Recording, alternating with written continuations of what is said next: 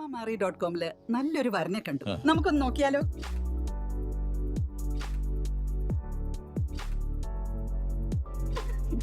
എന്തായാലും നമ്മൾ അറോമ മാറി തെരഞ്ഞെടുത്തത് ശരിയായ തീരുമാനമായിരുന്നു.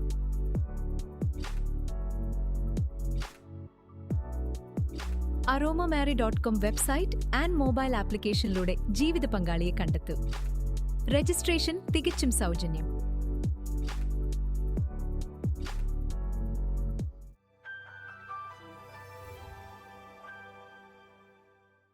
വ്യസനപുത്രനായി പിറന്ന യബേസിനെ ദൈവം അനുഗ്രഹിക്കുവാൻ കാരണം അവന്റെ പ്രാർത്ഥനയായിരുന്നു.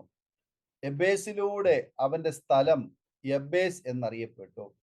യബേസിൽ പാർത്തിരുന്നവർ അവന്റെ കുലമായിരുന്നു.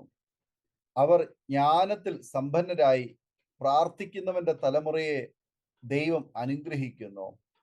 നാം ഇന്നത്തെ നിലയിൽ നിലനിൽക്കുന്നത് നമ്മുടെ മാതാപിതാക്കന്മാരുടെ കണ്ണീരോടുകൂടിയുള്ള പ്രാർത്ഥനയാണ്. പ്രാർത്ഥിക്കുന്നവരുടെ മക്കൾ ദൈവവചന പ്രഘോഷണത്തിൽ ശോഭിക്കുന്നവരാകും. അവർ കർത്താവിന്റെ വചനത്തിൽ നിശ്ചയമുള്ളവരും അതിൻ്റെ പ്രചാരകരും ആയി മാറും. വചനം പറയുന്നു, വാഗ്ദത്തം മക്കൾക്കും അവരുടെ മക്കൾക്കും ഉള്ളതാണ് എന്ന്. വാഗ്ദത്തം നിങ്ങൾക്കും നിങ്ങളുടെ മക്കൾക്കും നമ്മുടെ ദൈവമായ കർത്താവ് വിളിച്ചു വരുത്തുന്ന ദൂരസ്ഥന്മാരായ ഏവർക്കും ഉള്ളതല്ലോ എന്ന് അപ്പോസ്തല പ്രവൃത്തി 2:39 നാം വായിക്കുന്നു. ദൈവം തന്റെ ഭക്തന്മാർക്ക് എഴുതിയ വാഗ്ദത്തത്തിന്റെ പൂർത്തീകരണം ചിലപ്പോൾ മക്കളിലൂടെ ആയിരിക്കും നടക്കുന്നത്. അബ്രഹാമിലൂടെ ഭൂമിയിലെ സകല വംശങ്ങൾക്കും വാഗ്ദത്തം ചെയ്യപ്പെട്ട അനുഗ്രഹം അവന്റെ സന്തതിയിലൂടെ നിറവേറ്റപ്പെട്ടു. യോശുവയുടെ നേതൃത്വത്തിൽ ഇസ്രായേൽ അമാലേക്കിനോട് യുദ്ധം ചെയ്തു. മോശ ദൈവത്തിന്റെ വടിയുമായി പർവ്വതത്തിന് മുകളിലേക്ക് പോയി. മനുഷ്യനായ മോശയുടെ കൈ ഇടയ്ക്കിടെ താഴ്ന്നു. അപ്പോൾ യുദ്ധക്കളത്തിൽ ശത്രു സൈന്യം തോൽക്കുവാൻ തുടങ്ങി. എന്നാൽ മോശയെ സഹായിക്കുവാൻ അഹരോനും ഹൂരും തുനിഞ്ഞു. അവർ ഒരു കല്ലെടുത്ത് വെച്ച് മോശ അതിന്മേൽ ഇരുന്നു. അഹരോനും ഹൂരും ഒരുത്തൻ ഇപ്പുറത്തും ഒരുത്തൻ അപ്പുറത്തും നിന്ന് മോശയുടെ കൈ താങ്ങി. അങ്ങനെ അവന്റെ കൈ സൂര്യൻ അസ്തമിക്കുവോളം ഉറച്ചു നിന്നു. മോശയുടെ പ്രാർത്ഥന അവരെ യുദ്ധക്കളത്തിൽ വിജയ ശ്രീലാളിതരാക്കി. മോശയുടെ കൈ താങ്ങിയ അഹരോനെയും ഹൂരിനെയും ദൈവം മറന്നില്ല. മോശയുടെ കൂടെ താങ്ങായി നിന്ന അഹരോനെ ആദ്യത്തെ മഹാപുരോഹിതനാക്കി. ഹൂര് മോശയുടെ കൈ താങ്ങിയത് കൊണ്ട് ദൈവം അവന്റെ പൗത്രനെ സമാഗമന കൂടാരത്തിന്റെ നിർമ്മാണത്തിനായി പേർ ചൊല്ലി വിളിച്ചു. ഹൂരിന്റെ മകനായ ബെസലേലിനെ ദൈവം ദിവ്യാത്മാവിനാൽ ജ്ഞാനവും ബുദ്ധിയും അറിവും സകല സാമർഥ്യവും കൊണ്ട് നിറച്ചു എന്ന് പുറപ്പാട് പുസ്തകം 31:1-5 വരെ നാം വായിക്കുന്നു. പ്രാർത്ഥനയിൽ ആത്മഭാരം ഏറ്റെടുക്കുന്നവരുടെ മക്കളെയും കൊച്ചുമക്കളെയും ദൈവം അനുഗ്രഹിക്കും. കർത്താവിന്റെ കാലത്ത് ക്രൂശിക്കപ്പെടേണ്ടവർ തന്നെ അവരുടെ കുരിശ് ചുമന്നിരുന്നു.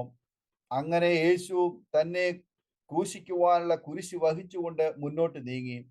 എന്നാൽ പടയാളികളിൽ നിന്നും സഹിച്ച അതിക്രൂരമായ പീഡയും അടികളും നിമിത്തം യേശുവിന് തനിയെ കുരിശ് ചുമക്കുവാൻ വയ്യാതെയായി. ആ സമയത്താണ് വയലിൽ പണി കഴിഞ്ഞ് ശീമോൻ എന്ന കുറേന ദേശക്കാരൻ ആ വഴി വന്നത്. പടയാളികൾ അവനോട് യേശു ക്രിസ്തുവിന്റെ ക്രൂശ് ചുമക്കുവാൻ ആവശ്യപ്പെട്ടു. അങ്ങനെ അവിചാരിതമായി യേശുവിന്റെ ക്രൂശ് ശീമോൻ വഹിച്ചു. ദൈവം അവന് അത് നീതിയായി കണക്കിട്ടു.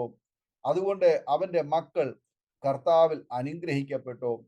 ശീമോന്റെ മകനായ റൂഫോസ് കർത്താവിൽ പ്രസിദ്ധനായി തീർന്നു. ശീമോന്റെ ഭാര്യയെ പൗലോസ് പോലും തന്റെ അമ്മ എന്നാണ് വിളിക്കുന്നത്. കർത്താവിൽ പ്രസിദ്ധനായ രൂഫോസിനെയും എനിക്കും അമ്മയായ അവന്റെ അമ്മയെയും വന്ദനം ചെയ്യുവീൻ എന്ന് റോമാലേഖനം 16:13 നാം വായിക്കുന്നു. ഈ രൂഫോസ് യേശുവിന്റെ ക്രൂശ് ചുമന്ന ശീമോന്റെ മകനാണ് എന്ന് നാം അറിയണമെന്ന് ദൈവം ആഗ്രഹിച്ചു. അതിനാൽ പരിശുദ്ധാത്മാവിന്റെ പ്രേരണയാൽ മാർക്കോസ് അങ്ങനെ എഴുതി വെച്ചു. അലക്സണ്ടറിന്റെയും രൂഫോസിന്റെയും അപ്പനായി വയലിൽ നിന്ന് വരുന്ന കുറേനക്കാരനായ ശീമോനെ അവന്റെ ക്രൂശ് ചുമപ്പാൻ അവൻ നിർബന്ധിച്ചു എന്ന് മർക്കോസ് സുവിശേഷം 15:21 നാം വായിക്കുന്നു. ആദിമസഭയിലെ അനുഗ്രഹിക്കപ്പെട്ട കുടുംബമായി ശിമോന്റെ ഭവനം മാറി. യേശുവിന് വേണ്ടി ത്യാഗം ചെയ്യുന്നവന്റെ കുടുംബത്തെ ദൈവം അനുഗ്രഹിക്കും. ദരിദ്രരാണെങ്കിലും ആത്മീയ സമ്പന്നത ഉള്ള കുടുംബത്തിലാണ് ലോകത്തിലെ രാജാതിരാജാവായ യേശു പിറന്നത്. മറിയം ഭക്തിയുള്ളവളും ദൈവസന്നിധിയിൽ സമർപ്പിക്കുന്നവളും ആയിരുന്നു. ജോസഫ് നീതിമാനായിരുന്നു. പ്രാർത്ഥിക്കുന്ന ഹന്നായിൽ ദൈവപുരുഷനായ ശമൂവേൽ പിറന്നു. ദൈവസന്നിധിയിൽ നീതിയുള്ളവരും കുറ്റമില്ലാത്തവരും പ്രാർത്ഥിക്കുന്നവരുമായ സക്കറിയാവ് എലിസബത്ത് ദമ്പതികൾക്കാണ് അഭിഷിക്തനായ യോഹന്നാൻ സ്നാപകന് ജന്മം കൊടുക്കുവാൻ കഴിഞ്ഞത്. ഈ ദൃഷ്ടാന്തങ്ങളെല്ലാം വെളിവാക്കുന്നത് പ്രാർത്ഥനയും ആത്മീയ സമ്പന്നതയും ഉള്ളവരുടെ മക്കൾ അനുഗ്രഹിക്കപ്പെടും എന്നാണ്. ഇന്ന് തലമുറകൾ തിന്മയുടെ മാർഗത്തിൽ വ്യതിചലിച്ചു പോകുന്നു എങ്കിൽ അതിന് കാരണം പ്രാർത്ഥിക്കുകയും വചനത്തിൽ അവരെ ഉറപ്പിക്കുകയും ചെയ്യുന്ന മാതാപിതാക്കന്മാരുടെ അഭാവമാണ്. അതിനാൽ നമ്മുടെ തലമുറയെ ദൈവസന്നിധിയിൽ സമർപ്പിച്ച് എന്നും നാം പ്രാർത്ഥിക്കണം. വചനത്തിന്റെ വഴികൾ പറഞ്ഞുകൊടുത്ത് വചനത്തിൽ വേരൂന്നി നാം അവരെ വളർത്തേണം. അപ്പോൾ തീർച്ചയായും നമ്മുടെ തലമുറകൾ അനുഗ്രഹിക്കപ്പെടും. ഇന്ന് ഞാൻ നിന്നോട് കൽപ്പിക്കുന്ന ഈ വചനങ്ങൾ നിന്റെ ഹൃദയത്തിൽ ഇരിക്കണം. നീ അവയെ നിന്റെ മക്കൾക്ക് ഉപദേശിച്ചു കൊടുക്കുകയും നീ വീട്ടിലിരിക്കുമ്പോഴും വഴി നടക്കുമ്പോഴും കിടക്കുമ്പോഴും എഴുന്നേൽക്കുമ്പോഴും അവയെക്കുറിച്ച് സംസാരിക്കുകയും വേണം. അവയെ അടയാളമായി നിന്റെ കൈമേൽ കെട്ടേണം. അവ നിന്റെ കണ്ണുകൾക്ക് മധ്യേ പട്ടമായി ഇരിക്കണം. ആവർത്തന പുസ്തകം 6-ാം അധ്യായം 6 മുതൽ 8 വരെയുള്ള വചനങ്ങൾ. അപ്പോൾ നമ്മുടെ തലമുറകളും അനുഗ്രഹിക്കപ്പെടും. പരിശുദ്ധാത്മാവിനാൽ അവരുടെ മേലും അനുഗ്രഹം പകരപ്പെടും. ഈ വചനങ്ങളാൽ ദൈവം നമ്മെ അനുഗ്രഹിക്കുമാറാകട്ടെ. ആമേൻ. നമ്മുടെ മകന്റെ വിവാഹം കുറച്ച് ടെൻഷനായിരുന്നു. അപ്പോഴാണ് ഞങ്ങൾ aromamary.com രജിസ്റ്റർ ചെയ്തത്. അവിടെ നിന്നാണ് നമ്മുടെ മകന് നല്ലൊരു പെൺകുട്ടിയെ കണ്ടെത്തിയത്. ഇന്ന് തന്നെ aromamary.com ഡൗൺലോഡ് ചെയ്യൂ.